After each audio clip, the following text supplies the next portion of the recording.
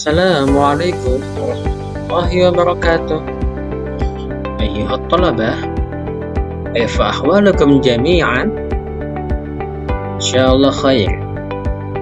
وهذا اليوم نحن نلتقي بأننا سنتعلم عن اللغة العربية، وموضوعنا في هذا اليوم يعني التركيب، القواعد، المبتدأ والخبر في المفرد والمثنى والجمع. Siswa sekalian, kita berjumpa kembali pada mata pelajaran lintas minat bahasa Arab, mana tema yang akan kita bahas pada hari ini berkaitan dengan mubtada dan khabar. Mungkin kalian sebelumnya telah belajar juga mengenai mubtada dan khabar, tapi di sini lebih kepada bentuknya, yakni mubtada dan khabar bentuk mufrad, mutsanna, dan jamak. Jadi di situ ada pembagian lagi. Setelah kita lanjutkan, kita masuk dulu kepada pengertian mufrad, pengertian isim mufrad.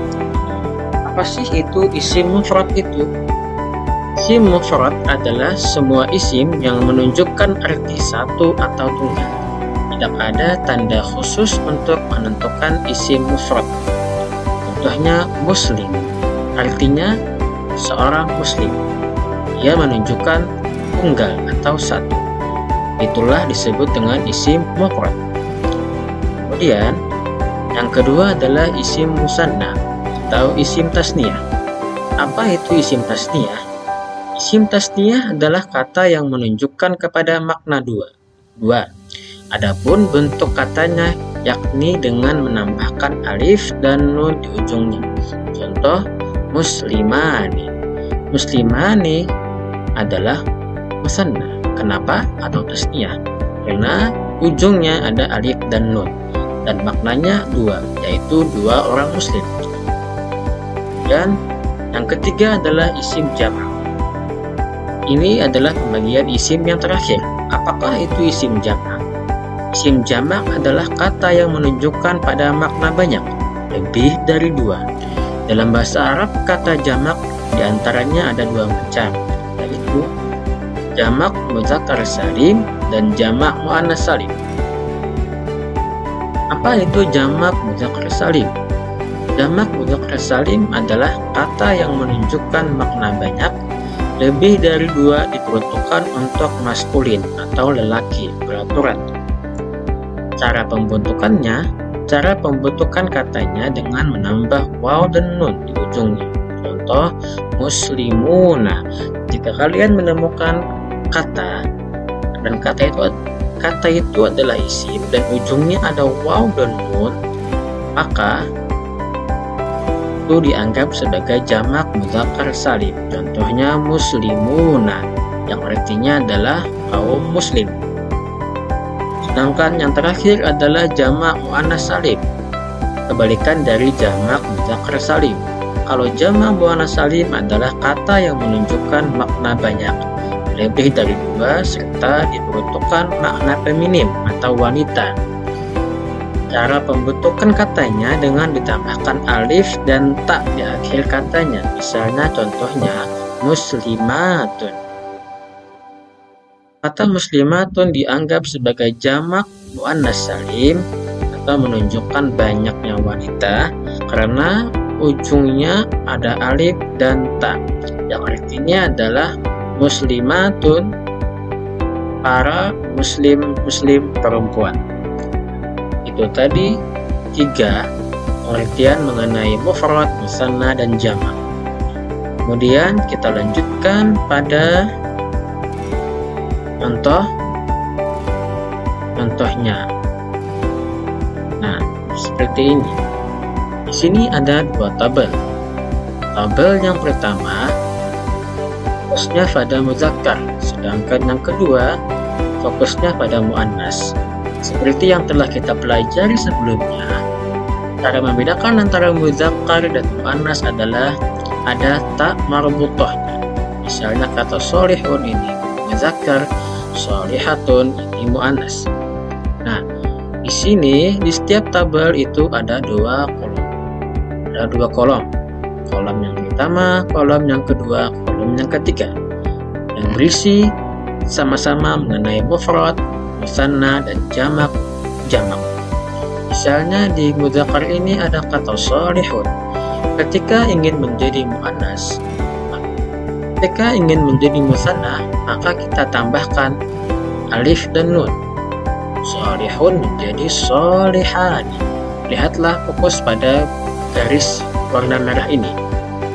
Kemudian ketika ingin menjadi jamak mudzakkar salim, maka kita ganti menjadi waw dan nun. Jadi shalihuna. Yang artinya seorang soleh, satu orang soleh, dua orang soleh, tiga atau banyak orang yang soleh.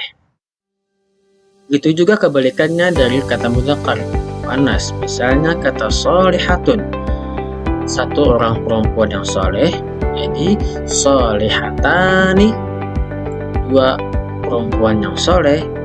Ketika jamak muannas salim menjadi sholihatun, diakhiri dengan alif dan ta, yang artinya adalah para wanita yang soleh. Juga dan seterusnya. Fallahun, fallahani, fallahuna, fallahatun, fallahatani, fallahatun. Mudarrisun, mudarrisani, mudarrisuna. Mudarrisatun, mudarrisatani, mudarrisatun. Muhandisun, muhandisani, muhandisuna. Muhandisatun, muhandisatani, muhandisatun. Mujtahidun, mujtahidani, mujtahiduna.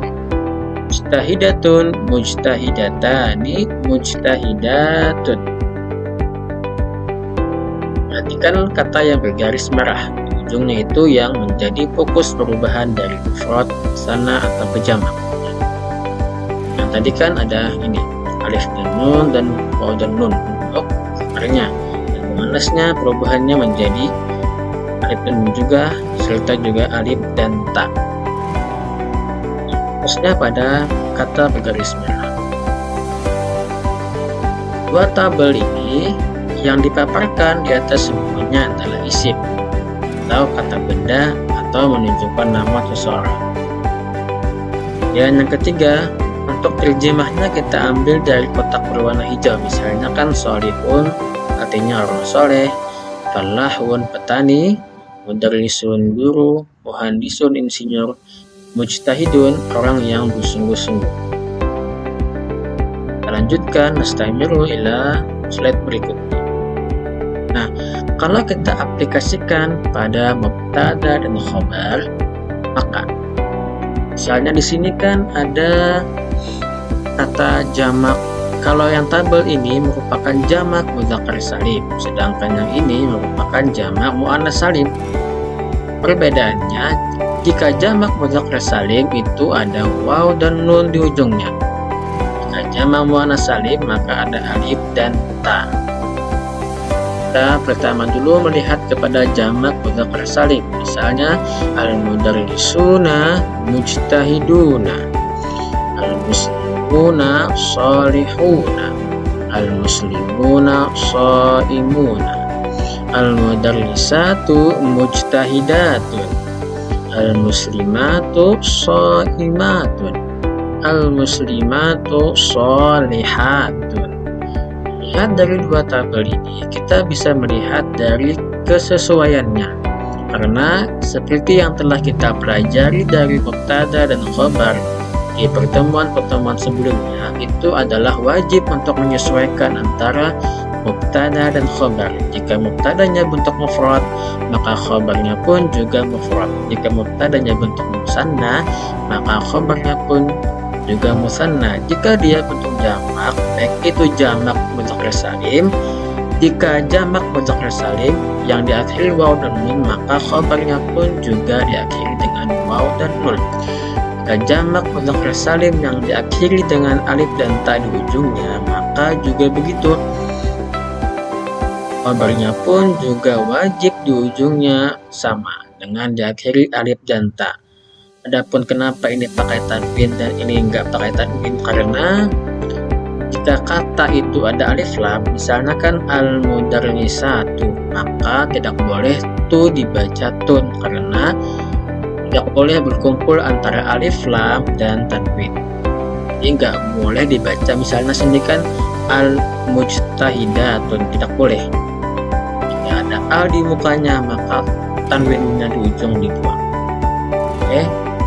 Nah, adapun yang ini juga merupakan susunan dari mubtada dan khabar.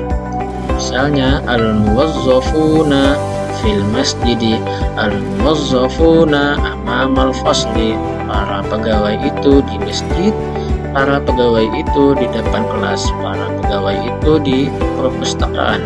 Al-muwazzifatu fil jami'ah, al-muwazzafatu fil madhafi, para pegawai perempuan itu di kampus, para pegawai perempuan itu di museum. Untuk catatannya, untuk tabel pertama di sana ada kesesuaian antara mubtada dalam bentuk jamak salim sama, dan juga bentuk jamak muannats salim, yaitu artinya mubtada dan khabar itu harus sesuai. Jika diakhiri dengan waw dan nun, maka khabarnya pun juga diakhiri dengan waw dan nun. Jika diakhiri dengan alif dan ta, maka khabarnya pun tadi juga diakhiri dengan alif dan ta.